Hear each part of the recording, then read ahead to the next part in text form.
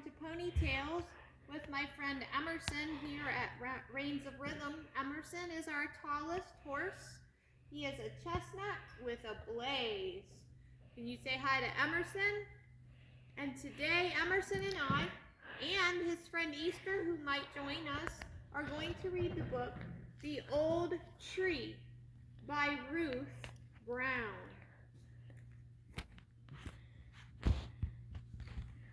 Early one morning, Pigeon Post was delivering the mail to the old tree. Hello, Mrs. Rabbit. Lots of cards for you today. By the way, did you know there is an X painted on your tree? What is it for? No idea, replied Mrs. Rabbit. I'm far too busy with my new baby. My 17th she is, as quiet as a mouse, thank goodness. Grumpy old Mr. Badger always moans about my kids, but those parakeets make more noise than all of mine put together. They should find a home and settle down like the rest of us. Easter's very interested in joining us. Bang, bang, bang. Who's there? Growled Mr. Badger. Only the post, called Pigeon. I've got a package for you. It's probably those slippers you ordered. Grunted Mr. Badger. I thought you were the rabbit kids banging their ball against my door. And as for those parakeets, frightened to go out, I am. Well, said Pigeon, if you do go out, you will see a big X painted on your tree. Do you know what it's for? No, barked Mr. Badger, and he slammed the door. Ding dong, ding dong. Good morning, shouted Mrs. Squirrel. There's a deafening noise. That woodpecker upstairs is driving me nuts with his renovations. Have you seen the big X on your tree? Shouted Pigeon. Who did it? Don't know, bawled Mr. Squirrel, but I bet my boys will be blamed. Well, now look at Mr. Emerson during story time. Oh, silly boy. He sure is having fun with story time. He thinks it's playtime with his friend Easter. But they're going to have to learn teamwork here in the arena while we read our stories. Are you ready for teamwork, Emerson? Or are you going to roll again? Back to our story. Oh boy. Have you seen the X on your tree? Shouted Pigeon. Who did it? Don't know, bawled Mr. Squirrel, but I bet my boys will be blamed. It's far more likely to be those parakeets, always hanging around and screeching. Next, Pigeon stopped outside Mr. Woodpecker's door, but it was pointless to knock, for he was making far too much noise, sawing and hammering.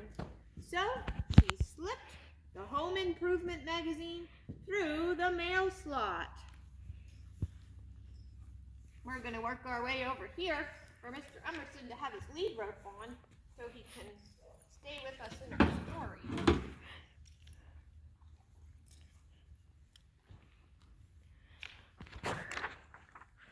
Ting-a-ling-a-ling, ting-a-ling-a-ling. Good morning, Professor Owl. How are you today? Dreadful, moaned Professor. I've got an appalling headache because of the screeching of those frightened parakeets, not to mention the remodeling fanatics downstairs. So you haven't seen the outside of your tree? You haven't seen the X on it? I was hoping you would know what it means. Outside? Outside? Said Professor Owl with a shudder. The sun is far too bright for my eyes. Good day to you, madam. Hello, darling, said Maggie the Magpie before Pigeon even had a chance to ring the bell. What's this gossip about then today? Are those parakeets still driving everyone crazy?" Pigeon laughed. "Today's mail looks rather official. Have you been thieving again, Maggie?" "It's not thieving, darling. It's what magpies do. We see shiny, sparkly things and we pick them up. I suppose all those biddy-body downstairs have been saying I'm a thief." "I don't know," replied Pigeon, "but I do know there's a big X on your tree." "Really, darling? Is it shiny?" Next, Pigeon made her way to the very top of the tree. "Dong-along, dong-along! Ahoy there, shipmatey!" called the Captain Crow. "Welcome aboard." "Postcard," was all the breathless Pigeon could even say. "There's a big X on your tree. What does it mean?"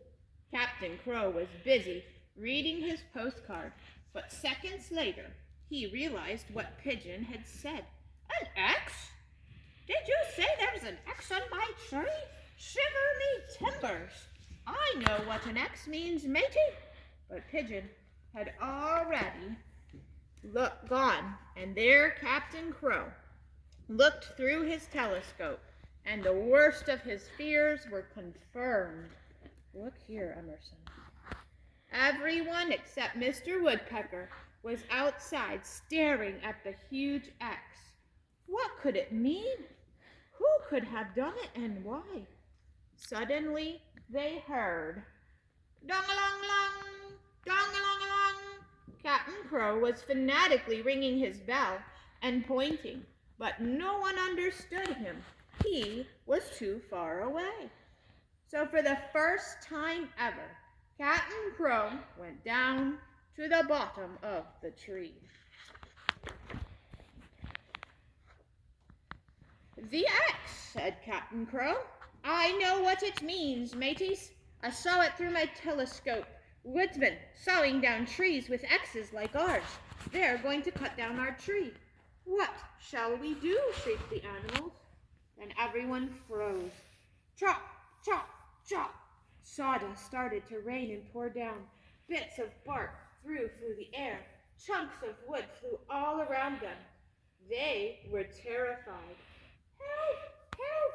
Our tree, our home! Don't chop it down!" Then the chopping noise stopped, but the pandemonium didn't.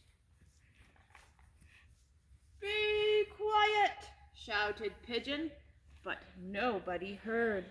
She took out her whistle and blew it long and loud. Everyone quieted down, even the parakeets.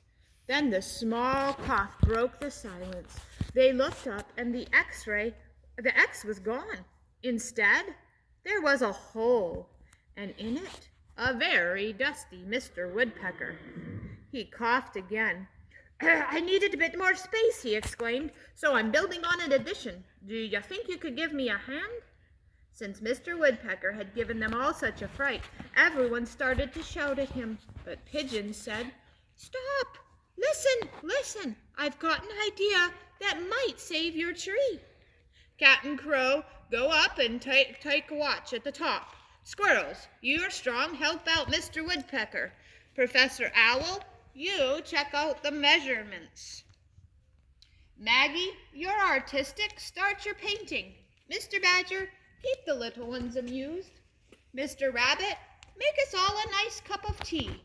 And finally, you parakeets, keep quiet." For the first time ever, they worked together. It took the whole day, but by evening, all traces of the X were gone.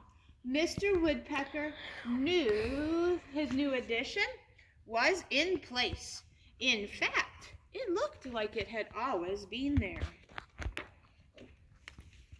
Everyone was pleased, but very tired. They slept soundly all night long. Except for the parakeets, of course. The next morning, everyone woke to hear the voices outside. Human voices. They listened, hoping that for once those pesky parakeets would keep quiet too. "Well, look at that. I could have sworn we painted an X on this tree, but there's only an old birdhouse here. And look what's in it," said the voice. "Oh my," said the other voice. "It looks rather special, eh? we best not touch it. So the two woodsmen walked away. Dong, dong, dong! Captain Crow rang his bell. Everyone rushed to the sunshine. Their tree was safe. 3 cheers for Mr. Woodpecker, they cried. No, no, protested Mr. Woodpecker. Our new neighbors. They're the ones who saved our tree. What new neighbors, they said. Us, called the parakeets as they popped out of the house. 1, 2, and a new baby, 3. Hip, hip, hooray! Everyone cheered, and that night they had a wonderful party. Look at this wonderful party. Look, Emerson. A wonderful party because their tree was saved with teamwork. Now, teamwork is something that our horses can do as well. And we're going to do a little teamwork demonstration here. So as you can see, we have Emerson and we have Easter, and we're going to welcome a new friend to their team. Teamwork involves getting along and being used to others and different personalities.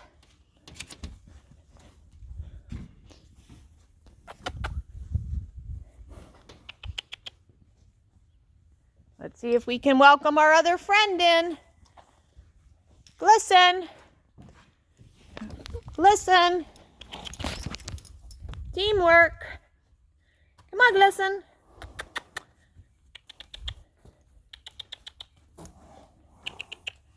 Emerson doesn't want to be part of our teamwork quite yet.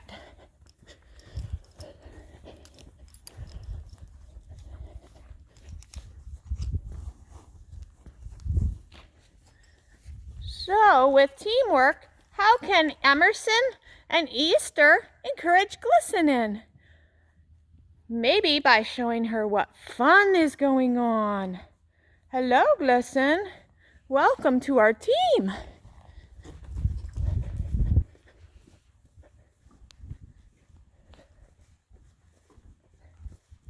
So teamwork involves getting along, doesn't it? Working with others, different sizes, different ways of doing things. And they're going to work as a team to be all content here in the arena together. There's no hay, no food. They're just going to enjoy one another's company and have some fun. What are some ways that you can show teamwork? Even now when we're home, there's ways we can show teamwork, helping with jobs, working together to make everything fun. And look at this. Our team got along and found their own space and are happily here with us today. We hope you enjoyed your story. We would love for you to share with us ways that you have found to do teamwork. And what are some ways that you've seen horses do teamwork? Maybe you could look up how horses pull carriages as a team. That's all today from our story, Ponytails, here at Reins of Rhythm. We're so glad that you joined us and our story team today. Goodbye from Emerson and Glisten and Easter. Bye for now.